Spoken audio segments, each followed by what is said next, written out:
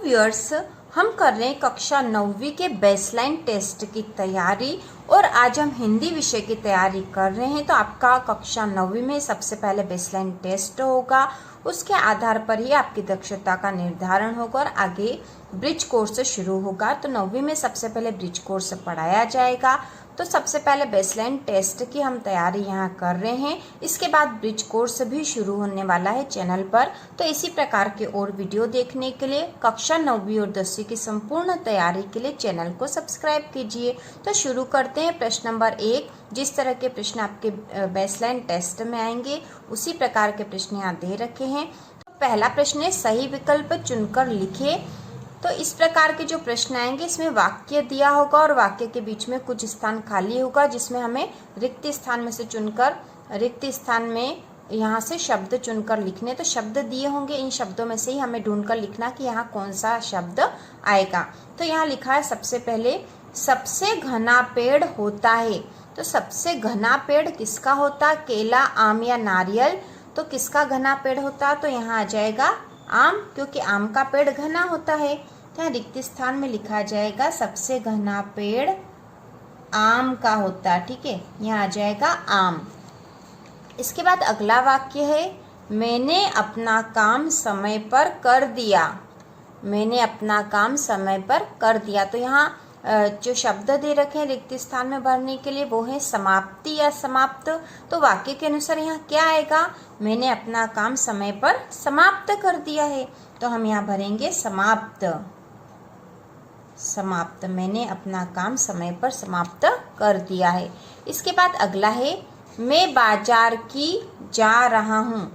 मैं बाजार की जा रहा हूँ। तो यहाँ पे और यहाँ पे और जो है रिक्त स्थान के लिए शब्द दे रखे हैं। तो यहाँ क्या आएगा, इनमें से कौन सा शब्द यहाँ आने वाला है, मैं बाजार की ओर जा रहा हूँ या मैं बाजार की ओर जा रहा हूँ? तो यहाँ आएगा मैं बाजार की ओर जा रहा हूँ। बाजार की ओर मतलब बाजार की तरफ या बाजार की दिशा में जा रहा हूँ, तो यहाँ और आएगा। इसके बाद अगला वाक्य है, राजमहल में करके उसने सारे जान लिए। तो यहाँ पर दो शब्द दे रखे, राज और राज। यहाँ पे ज के नीचे ये बिंदु है।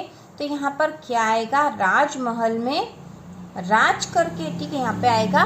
तो यहाँ पर क्या आएगा, राजमहल में राज करके। तो यहाँ पे आ जाएगा ये राज। ठीक है, राज मतलब राज करना या शासन करना। तो राजमहल में राज करके उसने सारे राज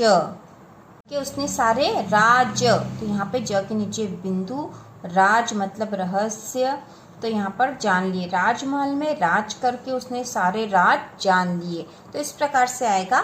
इसके बाद अगला है, सम्राट अपने उत्तराधिकारी को चुनना चाहते थे। इसका अर्थ है कि राजा एक ऐसा व्यक्ति ढूंढना चाहते थे जो। तो यहाँ 4 ऑप्शन दे रखे, 4 में से एक सही है। जो सही वो हमें यहाँ लिखना है। तो यहाँ पे पहला दे रखा है, हमेशा अपनी माँ का कहना मानता हो। तो हमें क्या ढूंढना है, यहाँ पे वाक्य क्या दे रखा है, फिर से देखो, सम्राट अपने उत्तराधिकारी को चुनना चाहते थे। सम्राट किसे चुनना चाहते थे, अपने उत्तराधिकारी को। तो इसका अर्थ है कि राजा एक ऐसा व्यक्ति ढूंढना चाहते थे जो। कैसा व्यक्ति ढूंढ रहे थे, राजा या सम्राट अपने उत्तराधिकारी को? तो ऑप्शन में से बताना है कि उत्तराधिकारी को चुनना चाहते थे। तो इसका मतलब है कि राजा कैसा व्यक्ति ढूंढना चाहते थे। तो यहाँ क दे रखा, हमेशा अपनी माँ का कहना मानता हो। तो उत्तराधिकारी का मतलब तो ये नहीं होता है। फिर ख दे रखा, कभी असफल न हुआ हो। तो यह भी मतलब नहीं है। ग है उनका स्थान ले सके। ठीक है, उनका स्थान ले सके। और घ है तंदुरुस्त हो। तो यहाँ पे क्या आ जाएगा, उनका स्थान ले सके। तो हम उत्तर में यही लिखेंगे, उत्तर बराबर उनका स्थान ले सके। उत्तराधिकारी मतलब राजा या सम्राट के बाद जो वहाँ का शासन संभालेंगे वही उनका उत्तराधिकारी होगा, जो कि उनके कार्य को करेगा, मतलब उनके स्थान को ले सके। तो यहाँ आ जाएगा ग वाला। तो हम यहाँ उत्तर में लिखेंगे ग। उत्तर में लिखेंगे हम यहाँ पर ग और लिखेंगे उनका स्थान ले सके। उनका स्थान ले सके। ठीक है, इसके बाद जो अगला इम्पोर्टेंट क्वेश्चन है जो कि एग्जाम में आपके बेसलाइन टेस्ट में आएगा ही सही, वह है अवकाश हेतु प्रार्थना पत्र लिखिए। क्योंकि इंग्लिश में भी इस तरह का क्वेश्चन आएगा और इसमें भी आएगा। और अवकाश हेतु प्रार्थना पत्र लिखिए। तो यहाँ पे अवकाश हेतु प्रार्थना पत्र में 3 दिन का भी आ सकता है और 4 दिन का भी आ सकता है।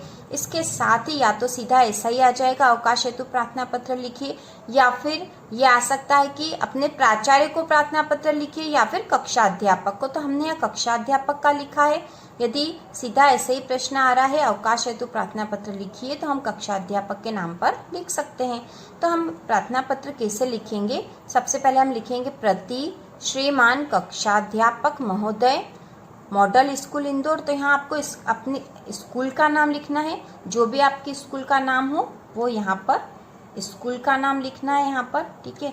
इसके बाद विषय में क्या लिख दिया है? 4 दिन के अवकाश हेतु। यदि प्रश्न में 3 दिन के अवकाश हेतु हो तो आपको यहाँ 3 लिखना है, ठीक है। जितने दिन के अवकाश के लिए लिखा हो उतने दिन यहाँ पर आपको लिखने हैं।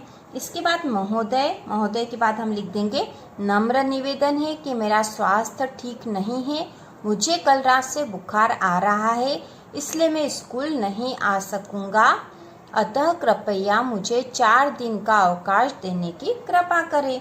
और फिर हम लिख देंगे आपका आज्ञाकारी और कक्षा।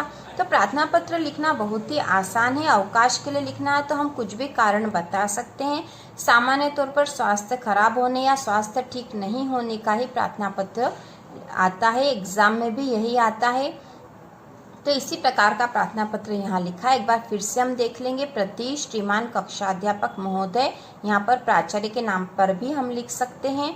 इसके बाद अपने स्कूल का नाम लिखना है। फिर विषय, जितने दिन का अवकाश चाहिए वो लिखेंगे। तो हमने यहाँ 4 दिन के अवकाश हेतु लिखा है। इसके बाद यहाँ महोदय लिखेंगे और फिर लिखेंगे नम्र निवेदन है कि मेरा स्वास्थ्य ठीक नहीं है, मुझे कल रात से बुखार आ रहा है, इसलिए मैं स्कूल नहीं आ सकूंगा, अतः कृपया मुझे 4 दिन का अवकाश देने की कृपा करें, आपका आज्ञाकारी। उसके बाद कक्षा।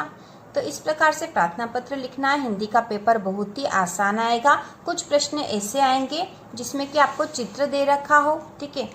ऐसे प्रश्न भी आएंगे जिसमें कि आपको साथ ही कुछ प्रश्न ऐसे आएंगे जिसमें कि आपको चित्र दे देंगे और चित्र के आधार पर आपसे प्रश्न पूछेंगे कि चित्र में आपको क्या दिखाई दे रहा है या इस चित्र में कौन कौन से जानवर दिखाई दे रहे हैं। तो इस प्रकार के प्रश्नों के उत्तर हम आसानी से खुद कर सकते हैं चित्र देखकर।